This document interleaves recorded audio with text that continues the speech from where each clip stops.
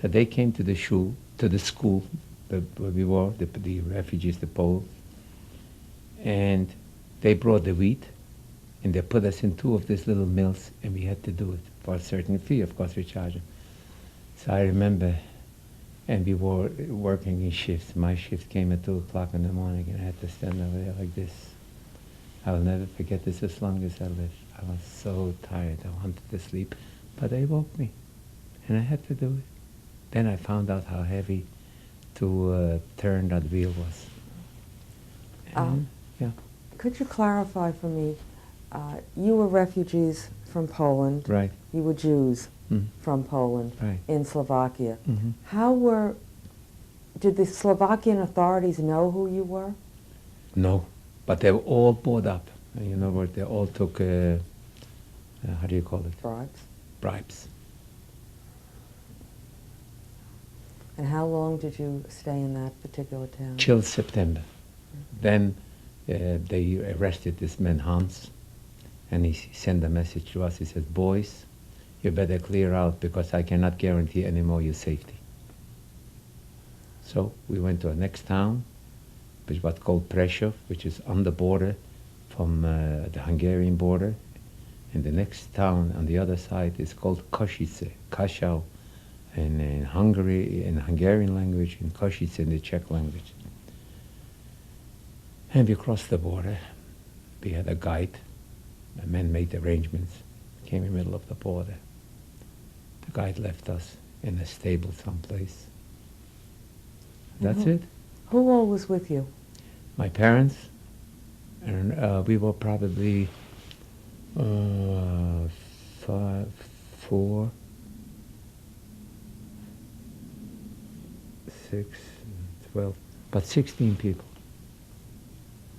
It was your family and your My uncle's entire family? family and my aunt with her children, and another 2 boys that were survivors. Their parents were killed already, also cousins.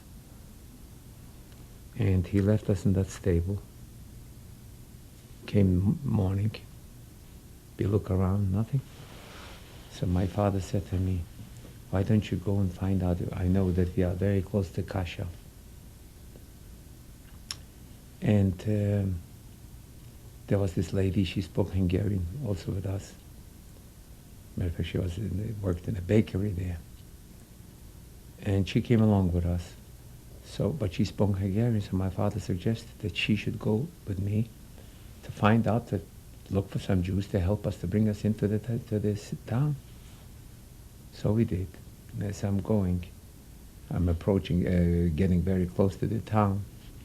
A policeman on a bicycle, a Hungarian policeman, stops me and looks at my shoes and he says, "You have mud on your shoes. You're coming from the border, aren't you? Because it's a border."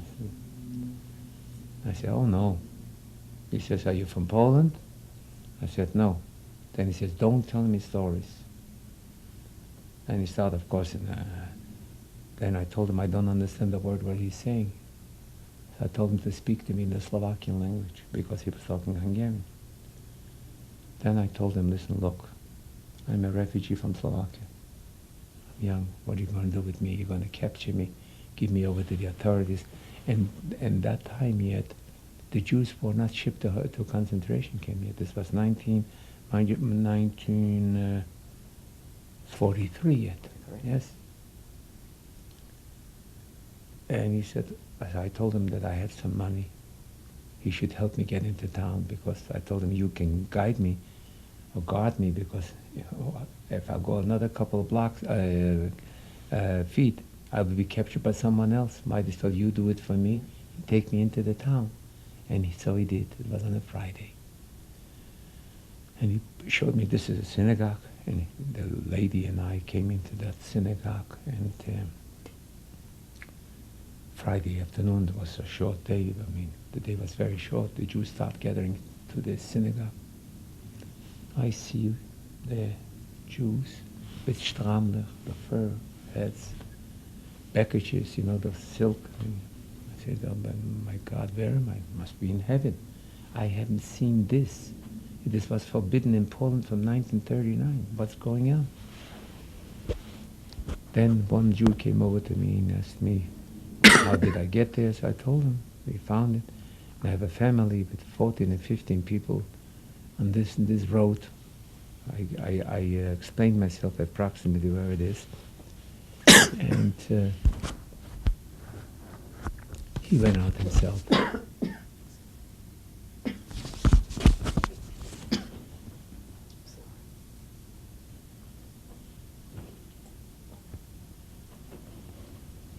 His name was Mr. Sorry. His name was Mr. Schwerd. He went, and Saturday morning he brought in my parents, and we were in Kaschau like 24 hours. I don't go into details. The arrangement had over there. They wanted money from us, and we were heading towards Budapest. And we arrived in Budapest from Kaschau. I'd like to go back and ask you a question. Sure. When you were asked where you were from, why did you choose to say you were Slovak rather than Polish? Oh yes, the reason why I spoke the language quite well already, the Slovakian language. It was a short period, but when you're young, you pick up the language. Because I've chosen to say that I'm Slovakia because from Poland, if they captured you from Poland and they shipped you back on the other side back to Poland, you were shot on the spot. The Slovakian, they dealt a little bit different with the Jews. They put them in a concentration camp. Camp was named was Novaki. There were quite a few Jews over there. Those who they captured are supposed to be shipped out to the concentration camps. Thank you. Tell us about your arrival in Budapest. We arrived in Budapest, and I came there, and I've seen Jewish life going on like never ever happened. Yeshivas, synagogues, Jews in the street, thousands and thousands of Jews. And mind you, this is only Budapest. From Poland, the maximum would be like 300 kilometers, not even. And life was a normal Jewish life in Hungary, with the Jewish schools and everything. And in Poland, they annihilated already maybe 3 million Jews. So when we arrived over there, naturally, where do you put the refugee? Into the synagogue. To a synagogue there we were sitting, and then we have been told that there's such a thing, it's called the Keok.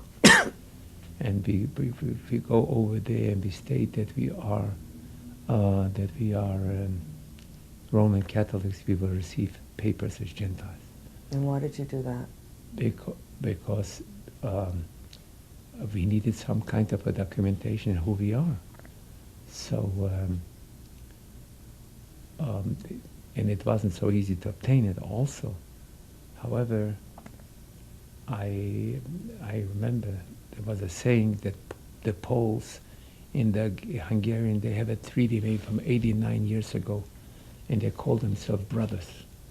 So in 1939, when the Polish army broke up, about 30,000 soldiers approximately, I think, and they went to Hungary.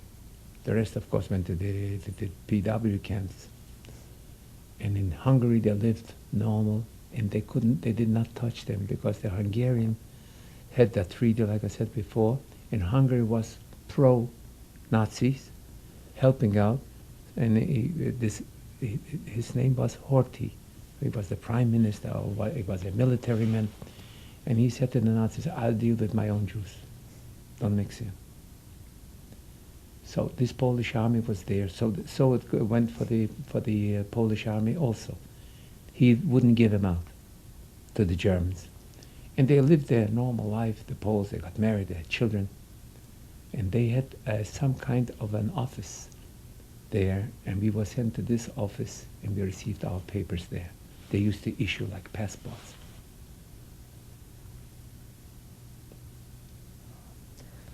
And how did you manage to make a living, and how did your father? Oh, in Hungary? Mm-hmm. No, we received help from an organization, a certain amount, and the rest we had our own money.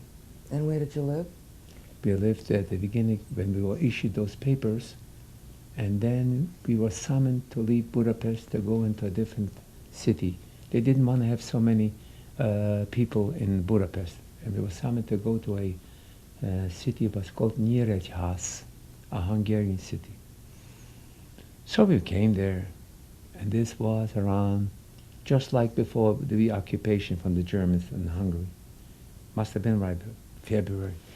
We come over there. The Jewish life is even much stronger than in Budapest.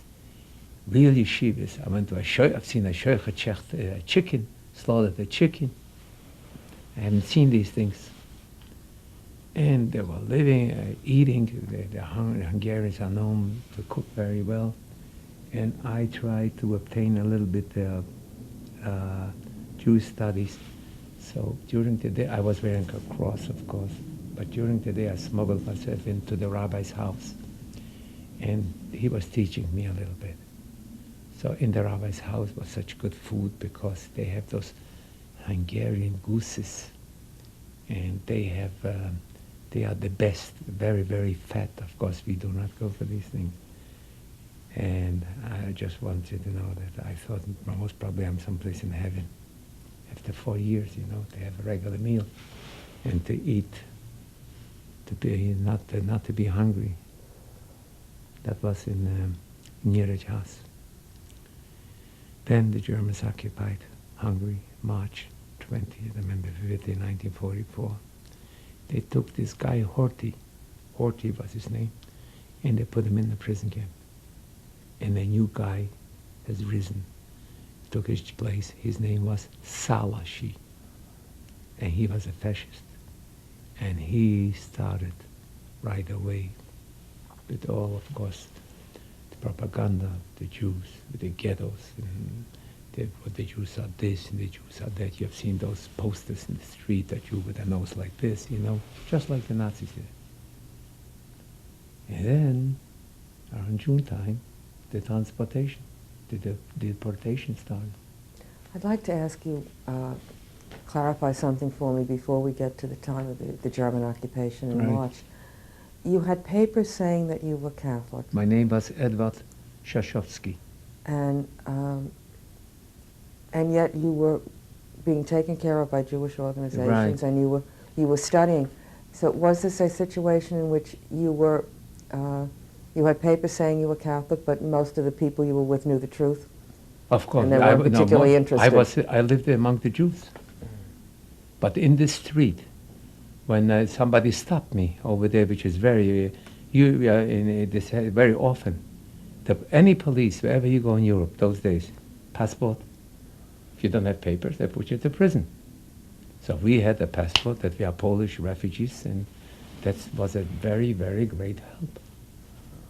And this was arranged, by the way, by the very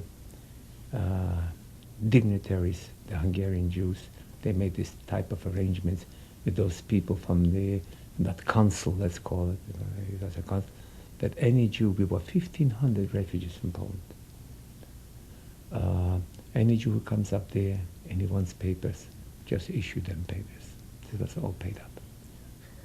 Did you have to learn any different behaviors in order to try and pass yourself off? As Gentile, I want you to know that for a Jew to improvise, a Gentile is very difficult, especially a religious Jew.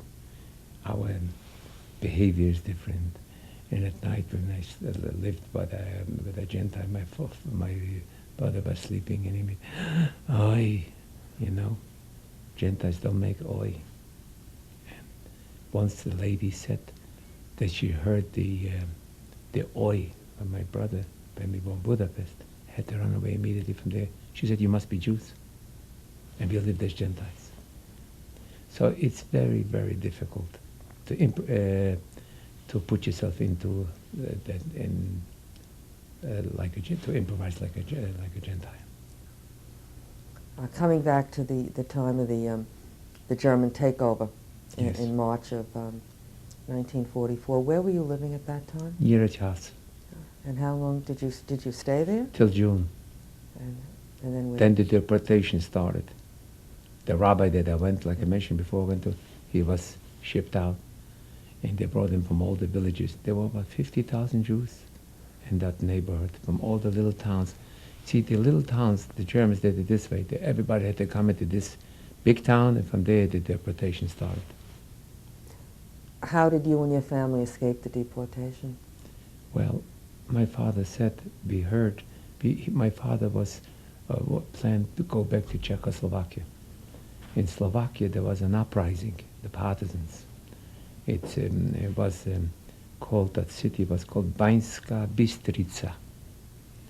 And there was an uprising, and there were partisans, and a lot of Jews ran to them, you know, for shelter. So my father wanted to do that also. So we came back to Budapest, and my father, my mother, and my oldest brother, they crossed the border. One night we supposed to go on the second shipment, sort of, second transport. And they arrived, and I was captured again on the same border in Kashau. My two sisters, my brother, and another two ladies. Did you have anyone helping you, or were you on your own to try and get through to this border? No, we were recommended to a guide, and he did the same thing what the first guide did when we were coming to Hungary. He left us in the middle of the woods. So I made myself, we made it back into the town, to Kashau, and by the bridge, we were supposed to cross a little bridge. There was a guard, and he looked at our shoes again. That was their trick. And they said, "You're coming from the border, right?" And they took us, he put us into a prison, regular prison. We were there for 9 weeks. I still had my papers on me. And they kept on beating me. I should confess that I'm a Jew. I said no. So they called in a doctor, and he told me to take off my pants. He examined me, and he said, "Jewish." So I came to the conclusion. I told them, "Listen, look, my mother was Jewish, my father was Gentile. And according to them, it was better than to be a Jew. Let's put it this way." And we were there for 9 weeks. Could you tell us again who was with you during this 9-week period? My brother Bernie and two sisters. And did you see them, or were you kept separate from them? When they used to let us out for fresh air, 15 minutes, you know, in a prison, they let you out into the courtyard. I used to see them in the courtyard. And what happened at the end of the 9 weeks? At the end of the 9 weeks, we were shipped back to Budapest. My two sisters, they sent to another prison, and my brother and I, Bernie, they took us into an orphanage, a Jewish orphanage. How were you sent back? How? By a cattle wagon. And who was guarding you? A Hungarian fascist. Yes, we were about 70 in this wagon. And what happened while you were in the orphanage with your brother? And then, of course, the deportation kept going on and on and on. And so we knew that we were going to be next, probably shipped out too from Do you there. remember about what time of year this was? Was this maybe Yes. September, October? It was September, just before the holidays, before Rosh 1944. Hashanah. Because my brother has a very good voice also, and he knew the services. He was not even 16 for Rosh Hashanah. So I know exactly what time it was, And from there we escaped. We ran away from this orphanage home because we didn't trust them. Don't forget, we had the experience already what was going on in Poland. How To did live you with the get Nazis. away? Oh, for the orphanage we didn't have to run away. We just took off. Because we were guarded by Jews. But yet, you're a minor, you know. And we never came back there. And we went back to Budapest. And we contacted a certain organization. It was called the Schwerd. Somebody told me about it. I came up to them, and they issued us again Gentile papers. And what name did you take at I this changed point? my name from Szaszowski to Olszewski. And my sisters, they changed totally their name because when we were Szaszowski, we were like brothers and sisters. But since that incident happened, that they examined us, so we knew already the story. So when they issued us the new papers, they had a entirely different name. And what name did they take? Kochańska. Kochańska, it's also a Polish name. We named after the Poles that we knew from our So the four of you were still together after the escape? Not together. We did not live together. We got those papers. I lived, let's say, 5 blocks away. They lived in a furnished room, and I got myself 2 furnished rooms. Because at our age, we were already summoned that we have to work for the Germans. So the lady, the landlady, if she has seen that you are not working, she would go and squeal on you. So what we did is, we had 2 apartments. We were 2 furnished rooms. On one furnished room, I sat the whole day. So I said to the lady, we're working night shifts. Then I left. I went to the other place. Nobody, I said, we're working day shift. Because you could not go to work. I mean, money was no problem. We had enough money, our own money, that my father gave us along. And we received also help from the Israeli organizations, the Shomer area. Yes. Finally, this was till after the holidays around, and the transports were going one right after another. And they kept on shooting Jews in the ghetto because we were walking around outside of the ghetto like Gentiles. We pretending as Gentiles. And then it came about Christmas. In the furnished room that I sat the entire day, I had mentioned to you before, we had 2 rooms. There was, next door lived a Pole, and he was from the Polish army. And he knew that I'm Jewish. He was quite friendly. His name was Józef, Joseph. One day he comes to me, it was like before Christmas, maybe 10 days, and he says to me, Edek, I want you to know I just met a lady, and she ran away from the ghetto with a little child. And she hasn't got where to stay. Is it okay with you? I'll bring you to the apartment that you're not sleeping in, to the furnished room anyhow. I said, why not? Bring it by all means. She came there. That lady, she was, I don't remember exactly the age. To me, she was old because I was 13 years old. You know how it looked. She must have been like 35, 37. And with a little child. And I said, who's this? She says, that's my daughter. I asked her, where you come from? She says, from Lemberg, which is a city in Poland. And she told her she ran away from the ghetto, this, that. She also tried to live as an Aryan, and she wouldn't get papers. And she lived with us for a couple of days.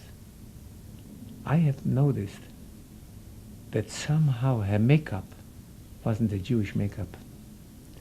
And I got suspicious. I speak to the child, and the child speaks only German. So I said, how come that your child speaks German? She was hidden by Germans. Then I ran away from Lemberg. Lemberg is Lvov. That's a very big, one of the largest cities in Poland. Christmas, the day of Christmas, Christmas was the 25th or the 24th? The 24th December. She says to this guy Joseph, to the Pole who lived next door, sort of maybe they had some kind of a hanky-panky there, I don't know. And she says to him, listen, look, and she tells me, Edek, how's it going to look like you're not going to have a Christmas tree? You're supposed to be Roman Catholic. The landlady, she was a Catholic. So what do you want me to do? She says, we'll go out and we'll buy a tree. Fine. So she went away, it was about 5 o'clock in the afternoon. She did not return. As I'm sitting and waiting for them to come back, because I wanted to go to my other place to sleep, they did not come back. So somehow I say to my brother, you know, Bernie, it stinks. Something is not kosher there. I say, that woman must be something.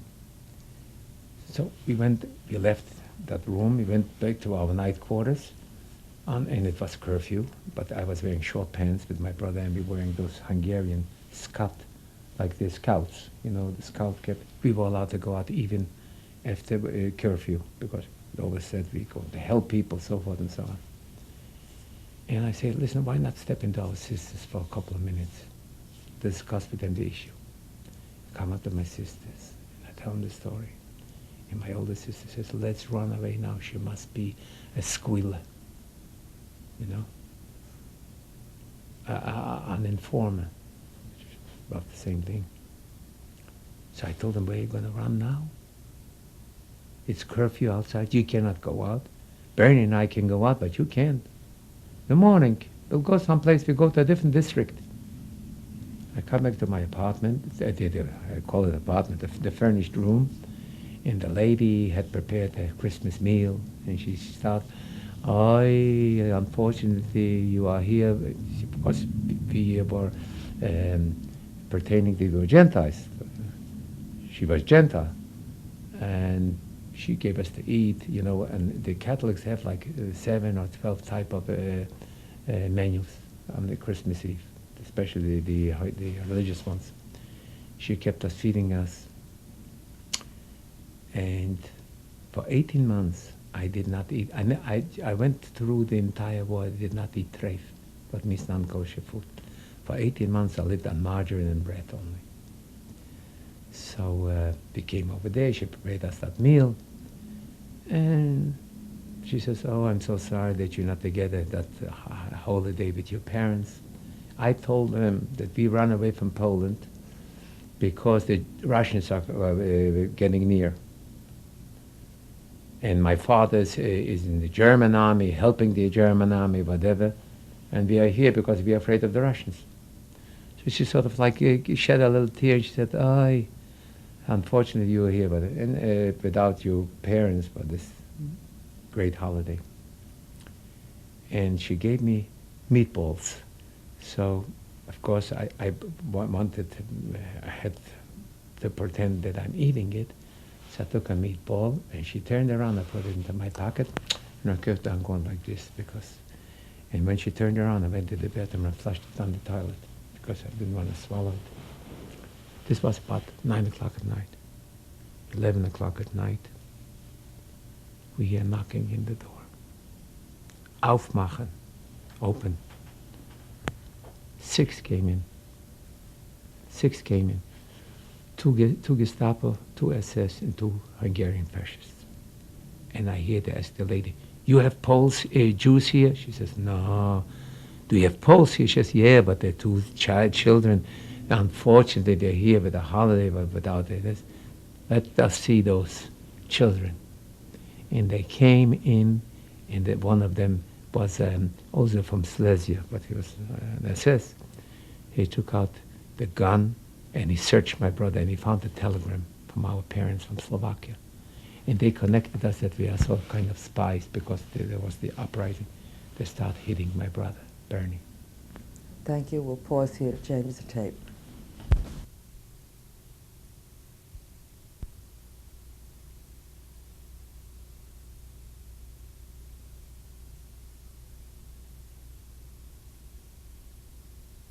(1995). I'd like to ask you about, in your time in Hungary, you said the Hungarian Jews were living in such a way that you thought you were in heaven. Did they have any knowledge of what was happening in Poland and Slovakia? They knew that the Slovakian Jews were deported quite a bit, but nobody knew actually what happened because the German propaganda was that everybody went to a labor camp to work. And from Poland, they apparently didn't know anything. But in the end of 1944, they knew already because the Hungarian Jews, those who were army eligible, they were not trusted with arms, but they were helping the soldiers. So they were in Poland, and they had seen already what happened. They were fighting with the Hungarian army against the Russians. So that when they came back, they start telling. But before, till 43, they didn't know anything. I don't think they even comprehended. Matter of fact, when we came to this city or town near its house, and there was this man asked my father in the synagogue,